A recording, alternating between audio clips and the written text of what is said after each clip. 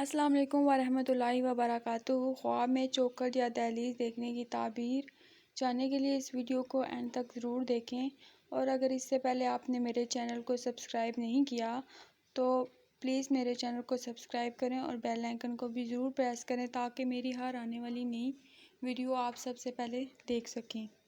اگر خواب میں دیکھیں کہ اس کے گھر کا آستانہ بلند ہوا ہے تو یہ اس بات کی دلیل ہے کہ اس قدر مال اور نعمت حاصل ہوگا اور مرتبہ اور بزرگی پائے گا۔ اگر دیکھیں کہ گھر کی چوکھٹ یا گھر کا آستانہ گر گیا ہے تو یہ اس بات کی طرف اشارہ ہے کہ وہ اپنے مرتبے سے گر جائے گا اور رسوا ہوگا اور لوگوں میں ذلیل ہوگا۔